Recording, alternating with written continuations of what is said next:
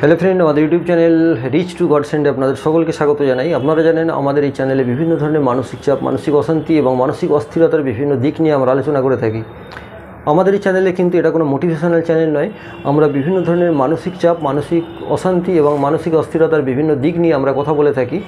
আর আমরা জানি যখন মানসিক চাপ অত্যাধিক বেড়ে যায় তখন কিন্তু আমাদের মধ্যে একটা সমস্যা তৈরি হয়। সেটা হচ্ছে দেখবেন একটা এতটাই ডিপ্রেশন তৈরি হয় যে মানসিক চাপের ফলে মানুষ আত্মহত্যা করে ফেলে বা এই ধরনের দুর্ঘটনা ঘটিয়ে ফেলে। এই ধরনের দুর্ঘটনা যাতে না ঘটে তার জন্যই আমরা এই আলোচনাগুলো করে থাকি। তো অনেকে আমাদের সঙ্গে মানে কমেন্টস করেছেন যে সরাসরি একটু ফেসটা চেঞ্জ করে যদি একটু আলোচনাটা করেন তাহলে আমরা একটু আনন্দ পাই।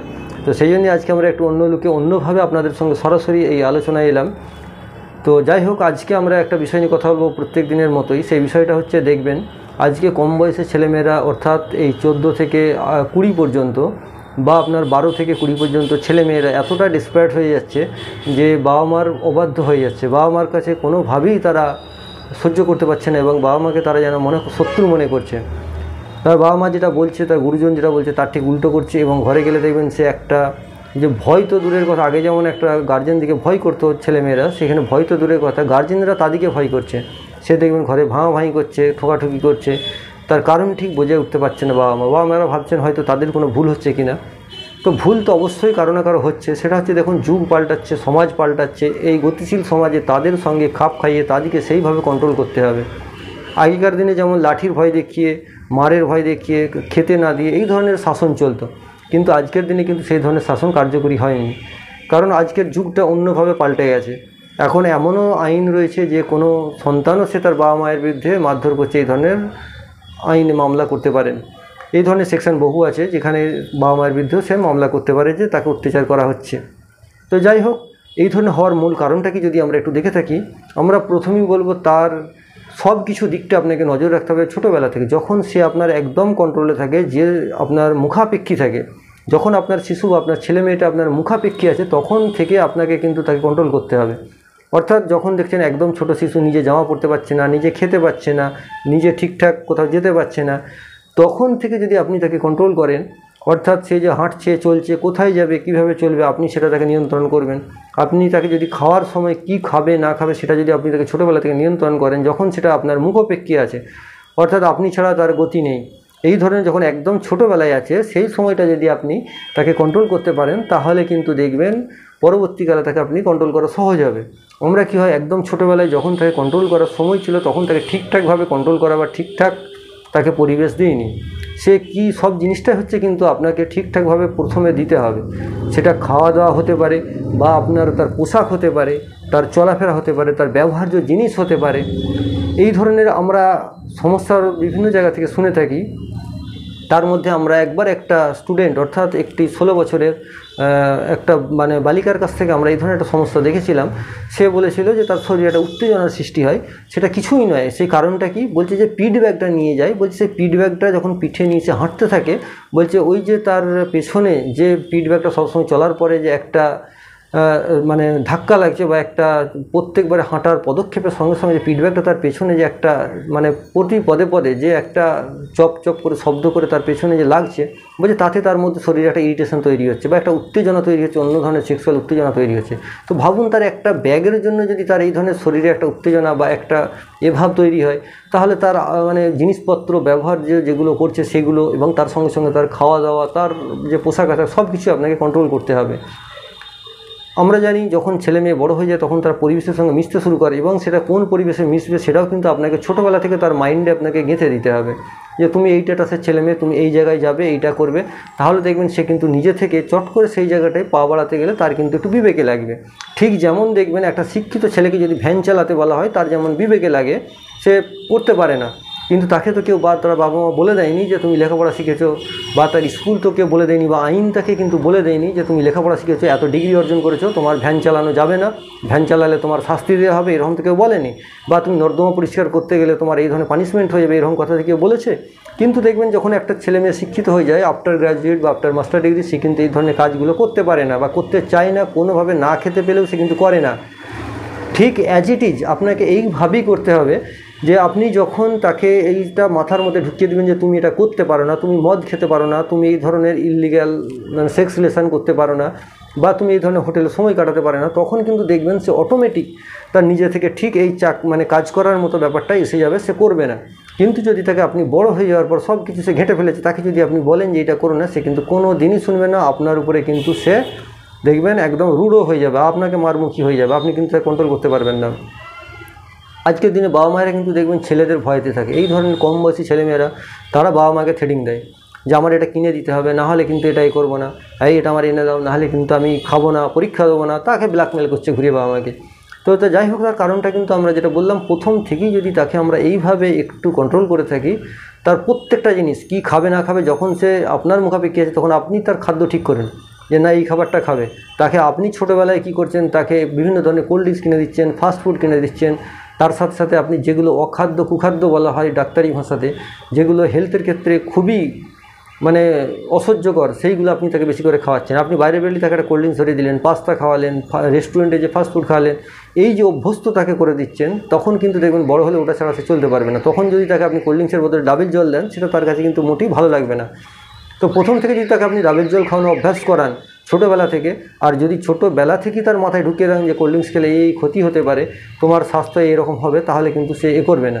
আর আমরা দেখবেন যে খাদ্যগুলো আজকে সমাজের ফ্যাশন মনে করি যে এই খাবারটা খেলে আমার স্ট্যাটাস বাড়বে, এই ধরনের একটা যে নোংরা ধারণা আমাদের মধ্যে এসে গেছে, যার ফলে কি হচ্ছে আপনি সেই খাবারগুলো খাওয়াচ্ছেন এবং তার জন্য দেখবেন তার শরীরে যে একটা হরমোনাল ডিসব্যালেন্স তৈরি হচ্ছে। আজকে দেখবেন অনেকে ছেলে মেয়ে, অনেকের শরীরের যে একটা সেক্সুয়াল যে একটা মানে লুক, সেটা কিন্তু আগের থেকে কিন্তু অনেক পরিবর্তন হয়ে গেছে। একটা 12-14 বছরের ছেলে আগেকার দিনে যে দেখা যেত সে সেক্স সম্পর্কে কিছুই জানতো না, কিন্তু আজকের দিনে দেখছেন এই যে মিডিয়ার দৌলতে বা আজকে এই মোবাইল বলুন বা সোশ্যাল মিডিয়া বলুন বা আর অন্যান্য বিভিন্ন দৌলতে সে কিন্তু সব কিছু সে পরীক্ষা করা হয়ে গেছে, এরকম জানা তো দূরের কথা, পরীক্ষা করা হয়ে গেছে এরকম ভাব। তো কেন আজকে এই ঘটনাটা ঘটছে? তো সেখানে দেখবেন প্রথমেই যদি তার সেই যখন আপনার খাওয়া দাওয়া কালচার সব কিছু যদি তাকে করে দেন, তখন কিন্তু সেটা হবে না। আপনি সাধারণতই জানেন, আপনি যদি প্রত্যেক দিন একটা মানুষ যে খাটাখাটনি করছে, সেই খাটাখাটনির অভ্যাস যার আছে তার শরীরে দেখবেন চট করে রোগ আসে না। আর আপনি যদি তাকে এক ধরনের মানে খুব হাই প্রোটিন ফুড বসে বসে রয়েছে তাকে যদি খাওয়ান, তার শরীরে দেখবেন আস্তে আস্তে কিন্তু এই ধরনের একটা হরমোনাল ডিসব্যালেন্স হবে এবং তার একটা সেক্সুয়াল যে ইরিটেশন সেটা শরীরে তৈরি হবে।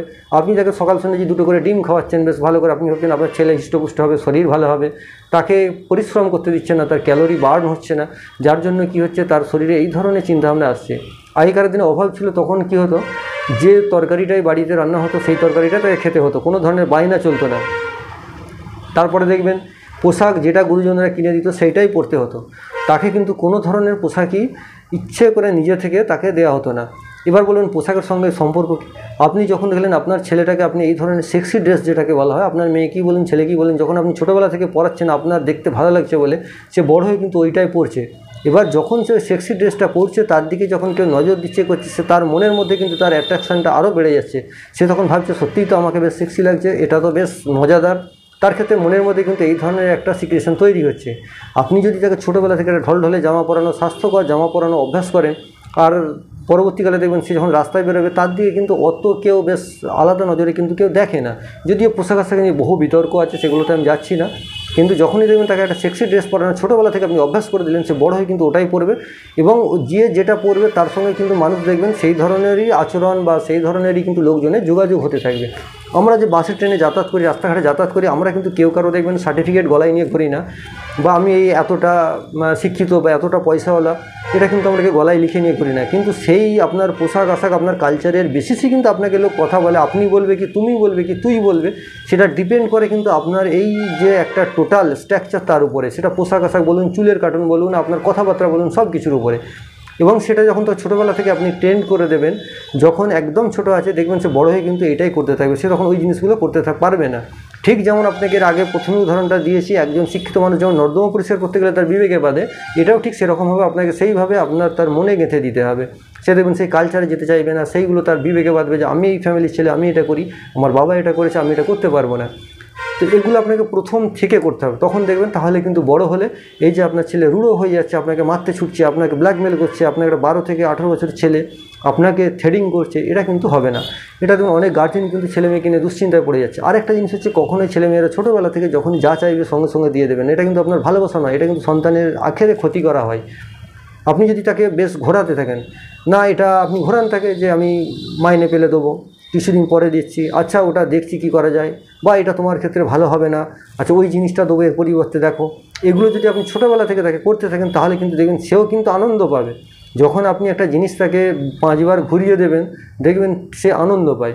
যেমন ঠিক আমরা সমাজে যদি দেখবেন কারো থেকে আমরা টাকা পাই, একটা লোকের থেকে ধরুন আপনি 2000 টাকা ধার দিয়েছেন, আপনাকে সেই লোকটা যদি কালকে টাকাটা দিয়ে দেয়, দিতে আসে যদি বলে 2000 জায়গায় 1900 দিচ্ছে, আপনি কি নেবেন? আপনি নেবেন না। কিন্তু যদি ওই 2000 টাকা যে আপনাকে ধার নিয়েছিল সে আপনাকে 4 বছর ঘুরিয়ে দিয়েছে, টাকাটা দেয়নি, আপনি রোজ চাইছেন দেয়নি, শেষকালে 4 বছর পরে আপনাকে সে বললো যে আমি 1500 টাকার বেশি দিতে পারছি না, যদি নিতে হয় দেখো, বা আপনি অনেক কষ্টে তাকে এঁকে ওকে ধরে 1500 টাকা আদায় করলেন, তখন কিন্তু দেখবেন আপনি নিজে মানসিক শান্তি পাচ্ছেন, যা 1500 টাকা তো আমি আদায় করেছি। কিন্তু লোকটা যদি কালকে আপনাকে 100 টাকা কম দিত আপনি নিতেন না। তো এই হ্যারাসমেন্টটার প্রয়োজন আছে বাচ্চাদের ক্ষেত্রে, হ্যারাসমেন্টটা কিন্তু আপনারা দেবেন। এই হ্যারাসমেন্ট দিলে কিন্তু আপনার বাচ্চার আখেরে লাভ আছে। চাইলেই জিনিস সঙ্গে সঙ্গে দিয়ে দেবেন না, যেটা খেতে চাইবে সেটাই না, এটাই খেতে হবে। ছোটোবেলায় করতে থাকুন, দেখবেন বড় হয়ে কিন্তু এই ধরনের ব্ল্যাকমেলের শিকার আপনি হবেন না। তো এই বিষয়ে আমরা আরও ভিডিও করি, আমাদের ভিডিওগুলো একটু লক্ষ্য রাখবেন এবং চ্যানেলটাকে যদি আপনারা সাবস্ক্রাইব করেন, আপনাদের আশা করি এই ধরনের মানসিক বহু সমস্যা থেকে আপনারা মুক্তি পাবেন। আর আমরা যেগুলো বলছি এগুলো কিন্তু প্রথমেই বলেছি, এটা কিন্তু মোটিভেশনাল চ্যানেল নয়, এটা আপনার মানসিক সমস্যা নিয়ে আমরা আলোচনা করি, বিভিন্ন বিষয় নিয়ে, সেগুলোই আমরা করব। তো আপনারা আমাদেরকে যদি কোনো কমেন্টস করেন আমাদেরকে অবশ্যই করবেন, আর আপনারা যদি আমাদেরকে ফোন করতে চান তো যে কোনো দিন সন্ধ্যে 7টা থেকে 8টার মধ্যেই কিন্তু করবেন। আর আমরা আপনাদেরকে এই ধরনের মানসিক চাপ, মানসিক অশান্তি নিয়ে বহু আলোচনা করেছি এবং আপনাদের সঙ্গে করব। আশা করি আপনারা অনেকটাই উপকার পাবেন। যখন পর্যায়ে একদম চরম পর্যায়ে চলে যায় তখন কিন্তু আপনাকে কোনো সাইকিয়াট্রিস্টের কাছে যেতে হয় এবং তার জন্য কাউন্সিলিংয়ের প্রয়োজন হয়, সেটা আরেকটু টাফ ব্যাপার হয়ে যায়। তো সেই পর্যায়ে যাতে যেতে না হয় তার জন্য কিন্তু আপনি এই আলোচনাগুলো একটু শুনলে আশা করি আপনার অনেকটাই উপকারে লাগবে। আর আজকের যুগের সঙ্গে আপনাকে তাল মিলিয়ে চলতে হবে। আপনি সেই যে শাসন পেয়ে আপনি মানুষ হয়েছেন সেই শাসন কিন্তু আজকে দিলে চলবে না এবং সেটা আজকের ক্ষেত্রে কার্যকরী হবে না। আপনি যদি সেইভাবে চালাতে যান সেটা সম্ভব নয়। তো আপনাকে যুগের সঙ্গে সব কিছু পাল্টে নিতে হবে আর সেইভাবেই চলতে হবে। সমস্যা আমাদের জীবনে আসবে এবং সেটাকে আমাকে সমাধান করতে হবে। সমস্যা নেই জীবন, সমস্যা ছাড়া জীবন কিন্তু কোনোদিনই সুখের নয়। তো যাই হোক, সকলেই ভালো থাকুন, সুস্থ থাকুন। সময় অনেক চলে যাচ্ছে, সেই জন্য আজকে আমরা এখানেই শেষ করছি। দেখা অন্য কোনো ভিডিওতে অন্য কোনো বিষয় নিয়ে। আজ আমরা এখানেই শেষ।